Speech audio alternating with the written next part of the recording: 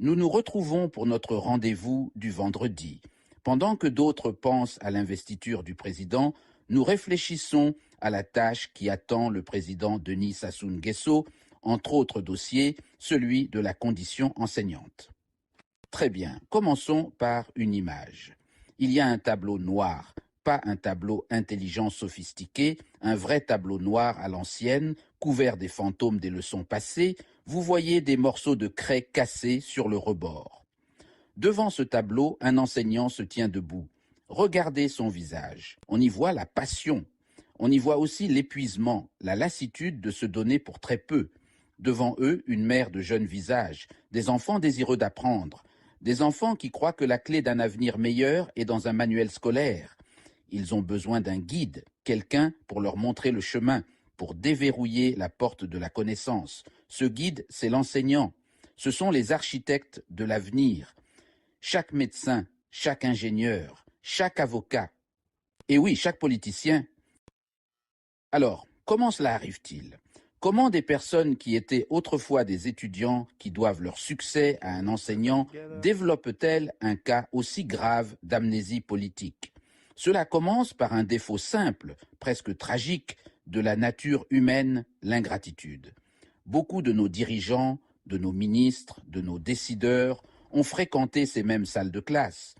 Pourtant, une fois qu'ils atteignent les couloirs du pouvoir, un étrange oubli s'installe.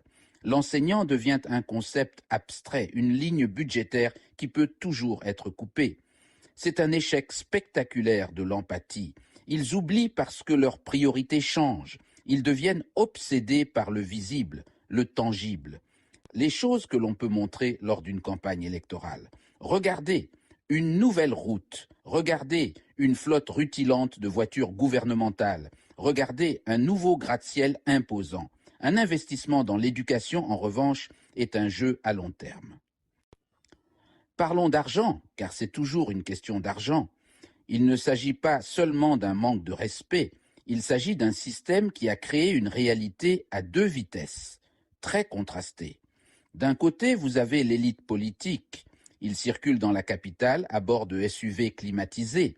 Leur mode de vie amorti par des salaires généreux, des allocations et des avantages souvent soustraits à l'examen public. Ils vivent dans un monde de confort et de sécurité, leurs enfants étant souvent envoyés dans des écoles privées coûteuses, parfois à l'étranger. Leur réalité est celle de l'abondance, un contraste frappant avec les luttes quotidiennes des personnes même qui leur ont appris à signer leur nom sur ces documents importants. De l'autre côté de ce fossé, vous avez l'enseignant. Plus précisément, vous avez différentes catégories d'enseignants, ce qui rend la situation encore plus injuste. Vous avez les enseignants fonctionnaires régulièrement recrutés qui ont au moins un contrat et une certaine sécurité d'emploi, même si leur salaire est modeste. Mais ensuite, vous avez une armée massive, souvent non comptabilisée, d'enseignants communautaires ou d'enseignants boursiers. Ce sont des individus qui accomplissent exactement le même travail. Ils enseignent, ils notent, ils nourrissent les jeunes esprits, mais ils existent dans un état de limbo professionnel. Ils sont payés une fraction d'un salaire régulier, souvent de manière irrégulière, et n'ont pas de contrat, pas de sécurité sociale et pas de voie claire pour devenir un employé à part entière. Si nous comparons même actuellement, excusez, le point indiciaire d'un magistrat à ceux d'un procès de lycée, un magistrat aujourd'hui est payé à l'indice 4075. Regardez le salaire de base d'un magistrat. Alors quel est le point indiciaire d'un procès de lycée? C'est 730. Donc le salaire d'un magistrat est 6 fois le salaire d'un procès de lycée. Je pense que la grève est légitime. Donc je lance un cri d'alarme. Ce sont les travailleurs de l'économie à la demande du secteur de l'éducation, exploités pour leur passion. Les conséquences de cette négligence systémique ne sont ni abstraites ni lointaines. Elles sont immédiates, graves, et elles se répercutent, affectant tous les pans de la société. Providence. Parce que leurs enfants sont scolarisés en majorité à l'étranger à coût de millions de francs CFA. Parce que Soufibert Youlou, Massamba Deba, Mariam Gwabi, Yombi Opango, Sassou Nguesso, Pascal Lissouba, l'éducation nationale congolaise, était prioritaire et atteint 90% du taux de scolarisation. De qualité, je souligne. Nous devons exiger le rapatriement de 14 milliards de francs de fonds des générations futures planqués dans les paradis fiscaux en assiégeant les différents lieux du pouvoir. La conséquence la plus visible, bien sûr, est le cycle incessant des grèves. Quand les enseignants quittent la salle de classe, ce n'est pas des vacances, c'est une crise nationale. Les parents sont pris au dépourvu, leur vie bouleversée. Les enfants, victimes innocentes de ce bras de fer, perdent de précieuses semaines, parfois des mois, de leur éducation. Le calendrier scolaire est chamboulé. Des parties cruciales du programme ne sont jamais couvertes. Ce n'est pas seulement du temps perdu, c'est des connaissances perdues, des compétences perdues, des opportunités perdues. Nous avons un bébé avec nous, un enfant de 2 ans. Donc nous sommes arrivés ici au Trésor percevoir notre bourse parce que nous avons un long chemin à faire de là où je travaille, de Brazzaville jusqu'à mon lieu de service. Ça me fait 3 à 4 voyages. J'ai ma collègue qui quitte Pointe-Noire. Donc hier elle est arrivée à Brazzaville. Ce matin, nous sommes venus à Djambala. Et demain, on va descendre à Gamboma. Après Gamboma, nous allons poursuivre jusqu'à Makotipoko et ainsi de suite jusqu'à notre lieu de service. Et on arrive là. Nous sommes arrivés à Djambala autour de 12 heures. On a laissé nos bagages parce que nous avons laissé des bagages à l'agence Océan du Nord. Et donc, nous sommes rendus au Trésor pour percevoir notre bourse. On arrive là. Le DDT n'est pas là. Il est en déplacement. Il s'est déplacé, donc pas en déplacement hors de la ville. Il est juste ici, à Djambala. Il a fait un tour quelque part. Et sa particulière nous fait savoir, bon, nous sommes arrivés à 12 heures fort. Resté, il arrive. Il avait même sa voiture garée. La voiture vient juste de sortir. Nous sommes restés là en causant jusqu'à 14 heures. Et on se rend compte que 14 heures, il ne venait toujours pas. Il fallait qu'on l'appelle au téléphone pour savoir un peu sa position parce que nous devons payer le billet. Demain matin, nous allons poursuivre pour Gamboma. Et de Gamboma, nous allons prendre des motos et autres pour aller à Makotipoko. Alors, on l'appelle au téléphone. Puisqu'il se prend pour Jésus-Christ, il nous insulte copieusement. Et après nous avoir insultés, il me raccroche au nez en me disant que je ne vais pas vous payer. Je vais revenir là-bas, j'ai un travail à faire, mais pas pour vous payer. Cette perturbation a un impact profond sur la qualité de l'éducation. Lorsque les enseignants sont contraints de parcourir le programme à toute vitesse, l'apprentissage devient superficiel. L'éducation est réduite à la mémorisation par cœur juste pour réussir un examen. Nous risquons de produire une génération de diplômés qui ont des certificats mais manquent de réelles compétences. La fondation est fragile et toute la structure est en péril. Pour détruire une nation, vous n'avez pas besoin de bombes atomiques. Il suffit de baisser la qualité de l'éducation et de permettre la tricherie. L'effondrement d'un système éducatif est une menace silencieuse et insidieuse. Lorsqu'une nation cesse de valoriser ses enseignants, elle entame un processus lent et délibéré d'autodestruction. Ils encadrent des salles pléthoriques. Mais avec quel salaire ces enseignants communautaires? 50 000 francs le mois. Et 50 000 francs qu'on a même du mal à les reverser. Les futurs médecins ne sauront pas comment soigner. Les futurs ingénieurs ne sauront pas comment construire. Les futurs leaders ne sauront pas comment diriger. Le tissu social lui-même commence à s'effilocher. Ce n'est pas un petit secret honteux qui se passe dans un coin oublié du monde. Les médias en parlent à tue-tête si vous êtes prêts à écouter.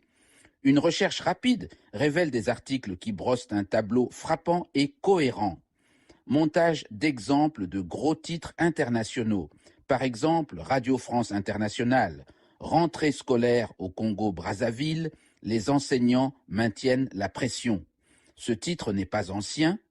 C'est un thème récurrent. Il montre un système au bord de l'effondrement, maintenu par la patience décroissante des éducateurs. C'est un signal que les problèmes fondamentaux sont simplement colmatés. Le problème résonne sur le continent et dans le monde. Le monde Afrique. En RDC, l'école gratuite mise à l'épreuve par la colère des enseignants. Paradoxe. Des initiatives comme l'éducation gratuite échouent si on oublie de payer les enseignants. Métaphore. Une compagnie aérienne gratuite sans pilote payé. L'avion ne décollera jamais. Ces articles montrent un échec régional et systémique. Les Échos, Pourquoi la colère des enseignants gronde-t-elle partout dans le monde? Cela replace la situation congolaise dans un contexte mondial. De l'Afrique à l'Europe, en passant par les Amériques, les enseignants se sentent sous-évalués, sous-payés et surchargés de travail. Ces reportages ne sont pas de simples histoires.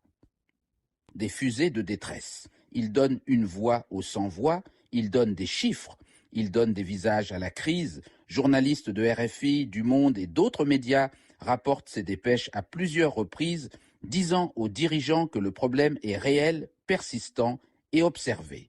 Comme c'est comme ça, ok, il n'y a pas de problème. Mes collègues, moi, là, de ce pas-là, nous nous rendons à l'agence. Nous allons payer le billet. Demain, nous allons repartir, nous asseoir à Brazzaville. On ne va plus poursuivre. On ne va plus aller au lieu de service. Nous arrivons donc à la fin et nous nous retrouvons face à une dure réalité. L'ingratitude des politiciens envers leurs anciens professeurs n'est pas seulement une défaillance personnelle, c'est un choix politique catastrophique. Parfois, cela peut découler de l'ignorance, d'un simple manque de conscience de la dure réalité sur le terrain. D'autres fois, et c'est plus cynique, c'est une décision consciente, un choix calculé de privilégier des projets visibles à court terme au détriment du travail invisible et à long terme de construction de l'intellect d'une nation. Mais quelle qu'en soit la raison, ignorance ou intention, le résultat est exactement le même. L'école souffre, l'enseignant souffre l'enfant et la nation souffre. La nation est à la croisée des chemins et elle doit faire un choix.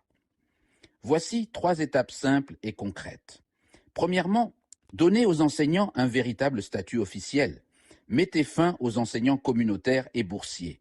Chaque personne mérite un contrat en bonne et due forme. Une description de poste claire, l'accès aux soins de santé et à une pension. Ce n'est pas un cadeau, c'est une exigence professionnelle fondamentale. Deuxièmement, augmentez leur salaire. Un salaire digne attire, retient et améliore l'enseignement. Cela nécessite un véritable engagement budgétaire. Cela signifie changer les priorités. C'est un investissement, pas une dépense. Chaque franc, chaque dollar, chaque livre est un investissement dans le capital humain. Troisièmement, réduisons la taille des classes. Former, embaucher, construire. Ceci crée l'environnement où un véritable apprentissage peut avoir lieu. Cela se termine par un appel simple et direct aux décideurs, aux ministres, aux présidents, aux membres du Parlement, vous qui contrôlez les cordons de la bourse. Repensez à votre propre vie. Souvenez-vous de l'enseignant qui vous a appris à lire les documents même que vous signez maintenant. Donnez-leur le respect qu'ils ont gagné. Donnez-leur le salaire digne qu'ils méritent. Donnez-leur des conditions de travail pour faire leur travail correctement. Lorsque vous fortifiez la salle de classe, vous n'aidez pas seulement un enseignant. Vous protégez nos enfants. Vous assurez notre avenir. Vous construisez un héritage bien plus durable que n'importe quelle route ou bâtiment. Pourquoi pensez-vous que certains dirigeants semblent si effrayés d'investir dans un système éducatif fort et dynamique? Est-ce le coût? Est-ce parce qu'une population éduquée est plus difficile à contrôler, plus susceptible de poser des questions difficiles, plus exigeante envers son gouvernement? Partagez vos réflexions, parlez-en avec vos amis et votre famille, faites entendre votre voix, car lorsque nous sommes silencieux, nous sommes complices. L'éducation de nos enfants n'est pas le problème de quelqu'un d'autre, c'est notre responsabilité collective. N'oublions pas ceux qui nous ont tout appris. Agissons à vendredi prochain, abonnez-vous et appuyez sur la cloche de notification.